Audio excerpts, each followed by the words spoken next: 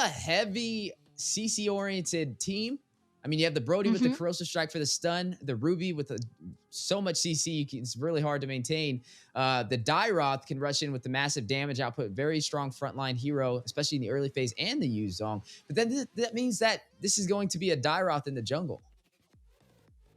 Yeah, not unless, I mean, you want to do a Yuzong, right? Obviously, it's going to be the Dairoth. It farms really fast, has insane burst damage, and can definitely go head-to-head with the Phygital and even the Barretts here. But what I'm really worried about here for Burmese Ghouls is that they have the Brody here. This was a lineup that I've seen in both APBR, even in the first game of S2G and Twisted Minds, is they have like this really solid like fighter front line, and then you get the marksman to free hit everyone. It is just gonna be difficult. Yeah, and already seeing both teams heavy rotation though so far from Lilgun. You've seen that like trio core rotating around with massive damage. Zara is gonna take down Nico. We were wondering how the Dairoth jungle was gonna kind of play into this, and I mean, we mentioned the early game damage he can provide, but that was just a full deletion over there, taking down Nico.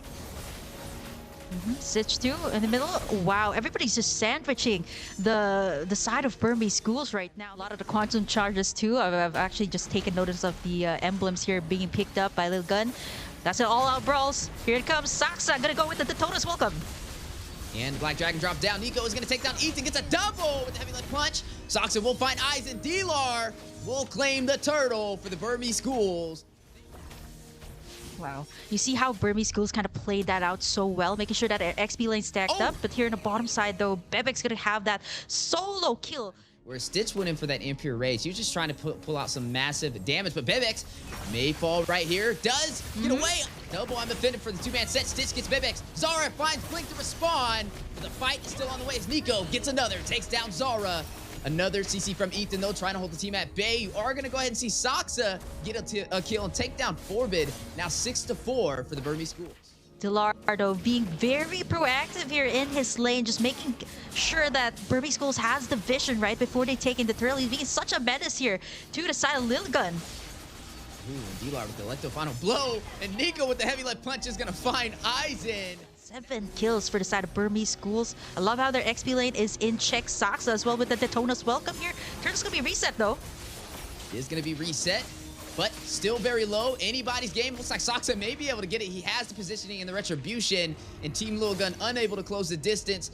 Burmese Ghouls able to get the second turn. I love how Lilgun is kind of trying to answer back here with those early game exchanges. But speaking of damage, Nico having concrete in those gloves. Dilar is gonna take down Ethan in the mid lane. Saksa finds Zara.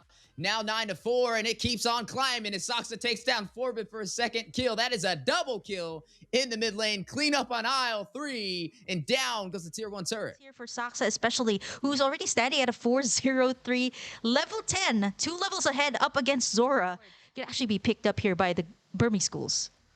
Yeah, they're started with a little bit of a snowball, and it's turned into an avalanche as they are battling out. Elective on a blow. Dilar trying to get away, but caught in his tracks, might not be able to escape. Zara with the side play will take him down. Detna's welcome is going to go in, connect onto Zara, but not able to stop him. Drops the oil, trying to do anything he can. Nico finds the marksman, though, will shut down BLCK. 12-5 lead, and now up by 6,000 gold. Turtle spawned in, and Saksa pulling the aggro.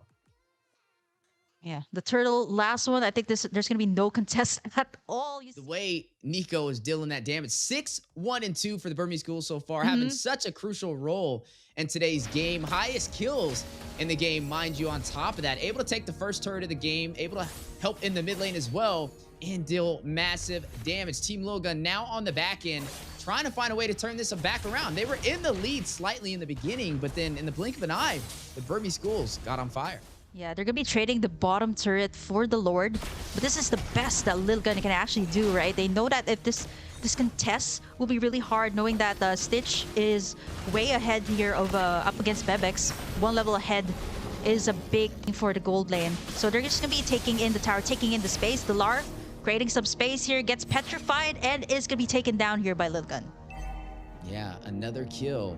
But this time going to the side of Team Lilgun. A decent trade, especially for that Lord going in there. But is it enough to keep them in this match? Oh my God, Nico! And Burmese Ghouls are looking to take in game number 1 as of the moment, right? Saksa already charging in.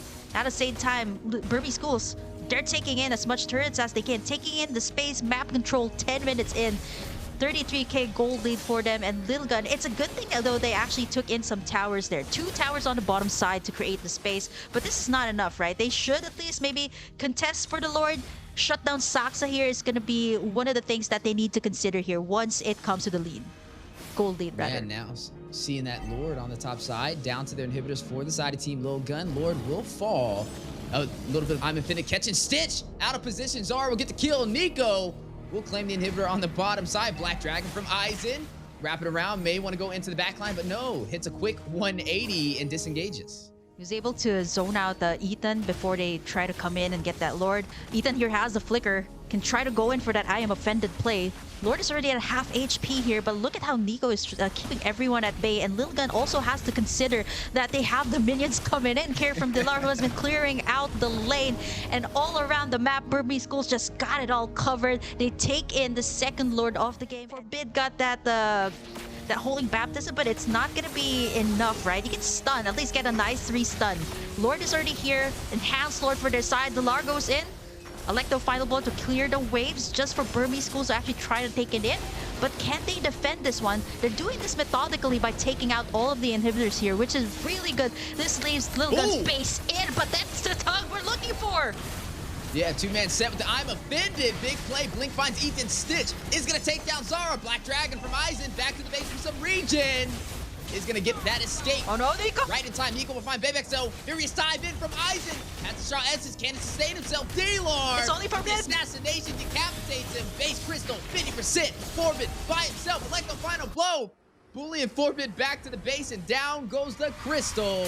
Is, ladies and gentlemen, Burmese Ghouls all the way from Myanmar able to shut down Team Lilgun Game 1 in Group A, Stage 2 today for the Game of Futures 2024. But unfortunately, they were not able to find the victory they were looking for, and we are going to be looking at Mr. MVP, Saksa.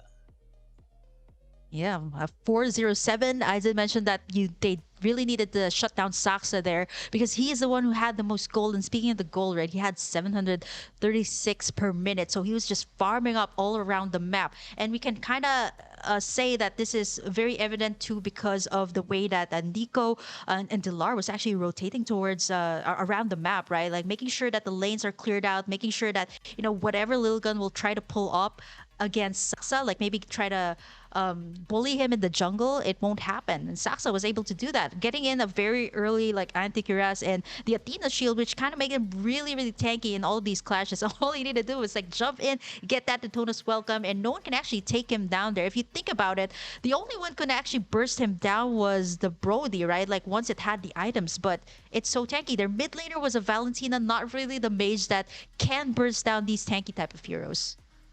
You know, and it's funny. I honestly thought it would have been Nico. I thought Nico would have got this with the Phygital, but they do give it to Sox. I mean, he did